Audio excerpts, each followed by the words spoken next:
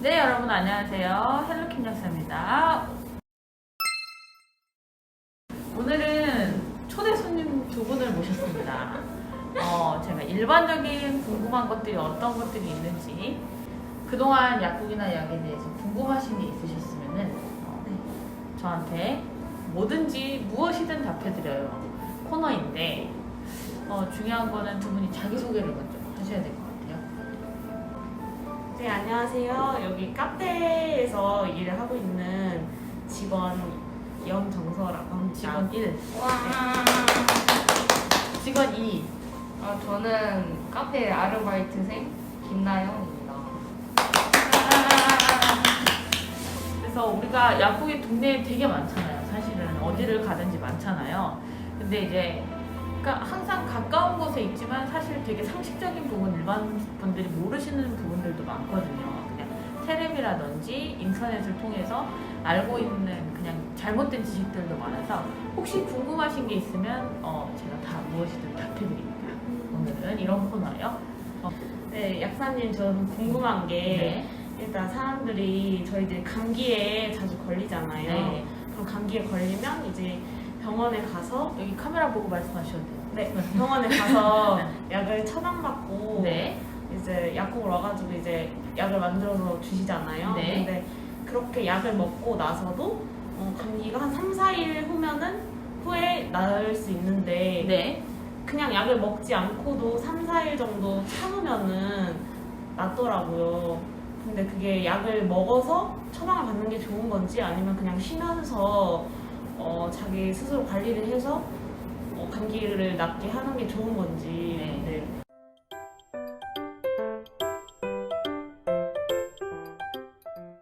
네, 맞아요. 굉장히 많은 분들이 인터넷에 나오죠. 그 인스타에서 제가 봤는데 감기는 약을 먹어도 일주일, 안 먹어도 일주일 이런 얘기가 있어요. 네. 지금 거기에 대한 궁금한 네, 말씀하시죠? 그러니까 예를 들면은 뒤지게 아프고 일주일 그러거나 아니면은 몸이 편안하게 본인도 편안하게 생활하면서 일주일을 보냈느냐의 차이가, 약은 사실은 진통 소염제라든지 항생제라든지 이런 것들이 감기약에 기본적으로 들어가 있는데, 그런 것들이 물론 세균으로 인해서 목이 붓는다든지 염증을 치료해준다든지 진통 소염제이기 때문에 염증을 실제로 없애주는 역할을 해요, 약들이.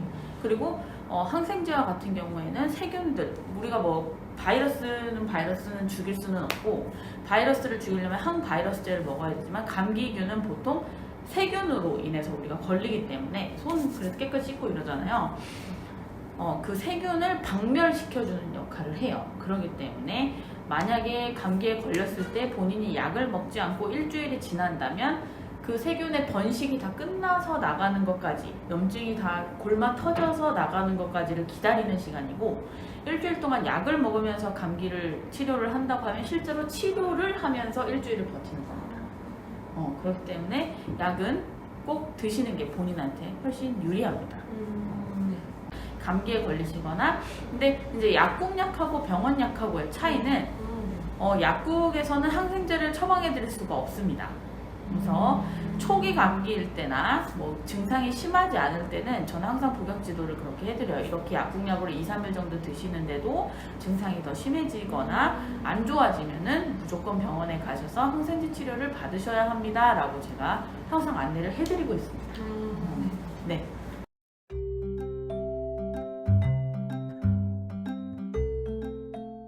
그럼 이번엔 나영씨 차례. 네, 저는 이렇게 어렸을 때부터 네. 약국에 가잖아요. 그러면은 이 약사님들이 텐텐이나 네. 이렇게 성장 보조제라고 네. 해야 되나 그런 걸 주시는데 네. 저는 솔직히 지금 성인이 되고 나서 텐텐이나 그런 비타민 같은 거 되게 좋아하거든요. 네. 그렇죠. 근데 그런 거를 만약에 먹으면 그 실제로 키가 크는데 도움이 되는지, 만약에 도움이 된다면 그게 제가 성장을 하고 있는 동안에만 도움이 되는 건지, 성장기가 끝난 다음에는 먹어도 쓸모가 없는 건지.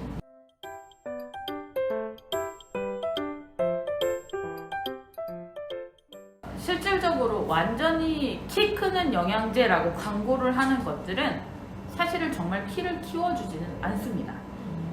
하지만 이제 우리가 골고루 음식을 먹기가 힘들잖아요. 사실 살면서 살아가면서 정말 의미 있는 용량의 영양소를 먹으려면 정말 이만큼씩을 먹어야 돼요.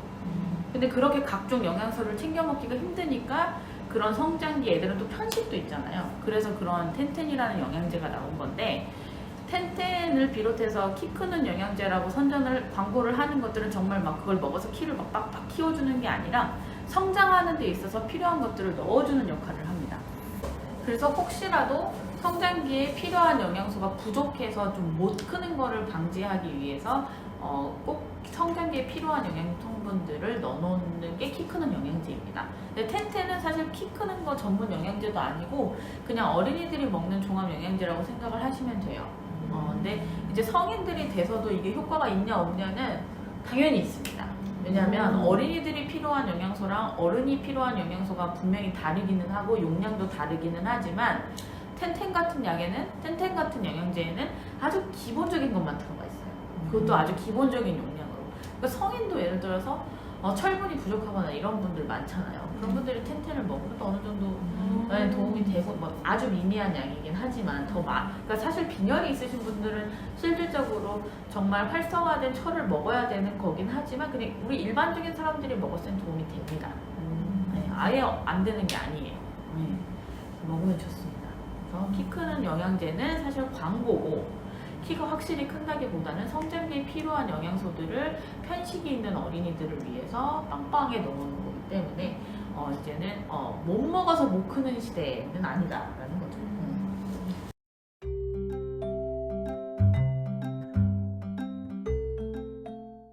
그러면은 아까 텐텐하고 네. 마찬가지로 네.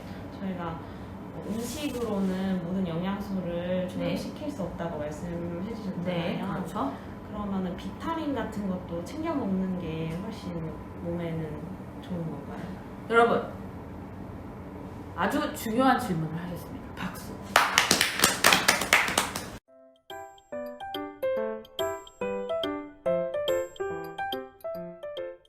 이게 왜 좋은 질문이냐면 제약회사들이 핫바지가 아닙니다. 그러니까 이게 만약에 약효가 없다면 영양제로 나올 수가 없어요. 그러니까 일반적으로 우리가 뭐 백화점이라든지 마트에 가서 살 수 있는 홍삼이라든지 이런 거 있잖아요. 이런 거는 건강기능식품이에요. 그러니까 식품이고 약국에서 판매를 하는 것들은 일반 의약품이기 때문에 임상실험도 거치고 임상실험이라는 게 굉장히 복잡해요. 그래서 한 약이 나오기까지 되게 간단할 것 같지만 적어도 10년 정도는 걸립니다. 네, 그래서 약효가 입증된 것들만 나오기 때문에 저희 이제 어느 약국에 가시든지 이제 영양제들이 쫙 있잖아요. 그건 실질적으로 우리한테 도움이 되는 것들이에요.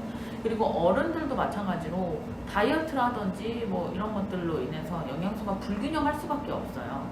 그래서 이제 그런 거를 먹음으로 인해서 우리가 영양소로 섭취를 할 수 없는 음식으로 섭취를 할 수 없는 것들을 잘 채워주는 역할을 하게 됩니다.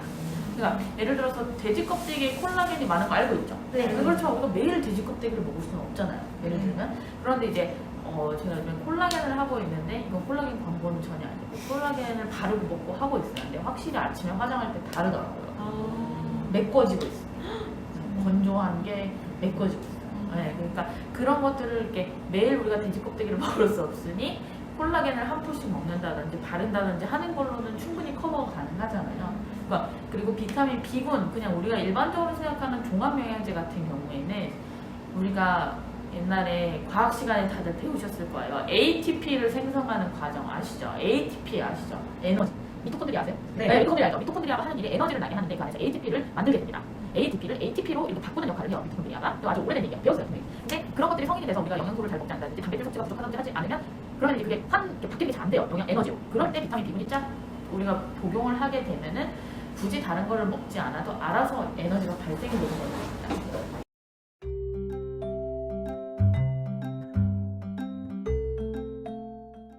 이제 술을 과업을 하고 나면은 다음날에 뭐 속도 쓰리고 머리도 아프잖아요. 그렇죠. 근데 사람들이 보통 머리가 아프거나 진통 소염제를 타이레놀을 제일 많이 먹잖아요. 그렇죠. 그러면 만약에 내가 술을 너무 많이 마셔서 다음날에 머리가 아프다. 그럼 타이레놀을 먹으면은 그게 나아지는 거예요. 또 굉장히 중요한 질문을 하셨습니다. 박수.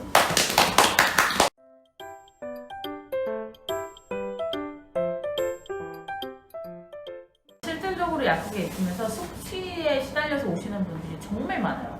하루에 한 20명 정도 기본. 근데 여러분 술을 드시고 나서 뭐 아시는 분들은 아실 거예요. 타이레놀은 절대 드시면 안 됩니다. 왜냐하면 이 타이레놀은 진통 소염제도 아니고 진통 해열제인데 우리가 흔히 먹는 진통제는 두 가지가 있어요. 타이레놀과 타이레놀이 아닌 아이. 근데 그 술을 먹고 나면 그 숙취를 유발하는 게 아세트알데하이드라는 성분인데 걔가 간을 굉장히 힘들게 합니다. 근데 타이레놀은 간으로만 대사가 돼요. 그 술로 인해서 힘들어져 있는 간에 타이레놀을 넣게 되면 이제 간 독성이 발생을 하게 되는 겁니다. 근데 이제 신장으로 배설을 하는 진통 소염제들이 있어요. 진통제들이. 그러면 그렇게 간에 물이 나면 신장에도 뭐 술 때문에 조금은 그렇긴 하지만 그렇게 간만큼 치명타를 입지는 않습니다. 그래서 술 드시고 난 후에는 이부브로펜, 부르펜 성분 들어보셨죠, 여러분? 부르펜 아시죠? 부르펜 아시죠? 네. 그거를 먹으면 이제 술로 인한 두통이 많이 해결이 되게 됩니다. 그래서 이제 이부브로펜에서도 이부브로펜의 위장 장애를 없앤 덱시부브로펜이라는 게 있는데 그 덱시부브로펜을 먹어주면 이제 술 때문에 속이 많이 안 좋아졌잖아요. 위장 장애도 없는 진통제를 먹게 되기 때문에 좋습니다. 도움이 되셨나요? 네.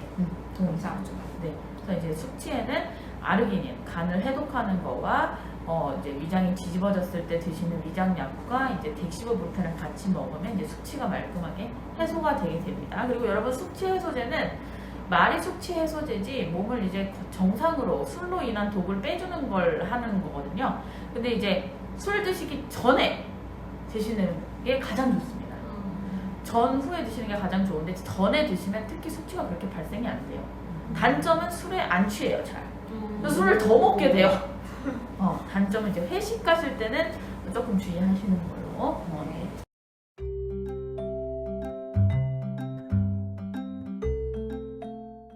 아까 전에 네. 비타민으로 보충을 해줘야 된다고 말씀을 네. 해주셨잖아요. 그러면 저희가 요새는 이렇게 몸 가꾼다고 다이어트 하시는 분들도 되게 많잖아요.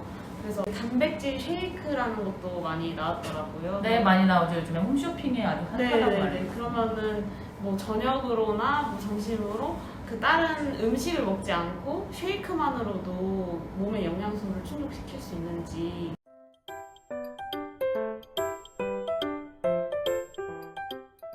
몸의 전부적인 영양소를 충족시킬 수는 없습니다. 하지만 이제 단백질이 하는 일들이 있죠. 근육을 잘 붙게 하고 탄수화물을 잘 쌓이지 않게 하고 탄수화물 지방보다는 단백질을 먼저 영양소를 쓰게 할 수 있도록 탄수화물하고 지방은 좀 섭취를 제한하고 단백질을 많이 먹는 거잖아요. 그게 이제 근육을 많이 만들고 탄수화물이나 지방을 에너지원으로 쓰지 않게 하기 위해서예요. 근데 이제 단점은 단백질만 많이 들어가는 거죠. 예를 들면. 그 다음에 우리가 음식을 먹을 때 이렇게 입으로 씹어야 돼요. 저작작용이 있어야 되는데 그래야 이제 위가 좀 덜 불편하거든요. 근데 단백질은 우리가 현미경으로 이렇게 보면 정말 복잡한 구조예요.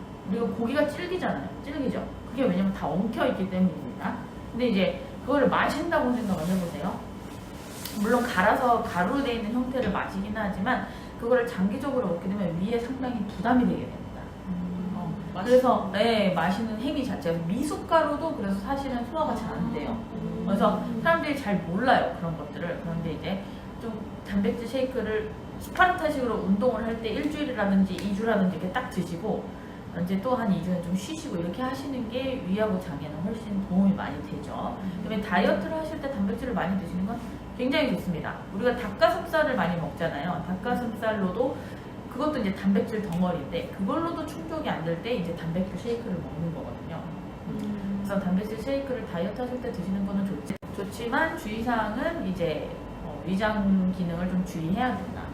다이어트 할 때 이제 좀 잘 규칙적으로 안 먹고 또 몸을 약간 스트레스를 주는 거잖아요. 운동 안 하던 운동을 한다든지 스트레스를 주잖아요.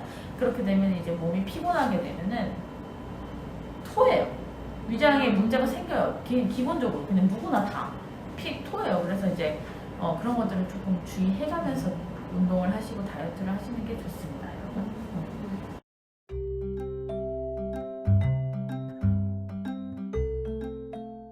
또 궁금한 거 있나요? 아니요, 저는 이제 없는 거. 없어요? 정수 씨는 또 있나요? 이제 어느 정도 되셨나요? 네. 다음번에 또 제가 퇴근하시는 분을 붙잡아서 택시비 줄게, 밥 사줄게 해가지고 붙잡아서 이렇게 앉혀놓은 거거든요. 다음번에 또 출연하실 의사가 있으신가요? 아유, 불러만 주신다면. 출연하실 의사가 있으신가요? 네네네. 저희 남자분도 한번 같이 출연하면 참 좋을 텐데 시간대가 좀 안 맞아가지고 항상 아쉽습니다. 한 번은 제가 오후에 찍도록 해보겠습니다, 여러분. 그러면 헬로킴 역사는 이번 주는 여기까지 하고 다음 주에 만나요. 안녕.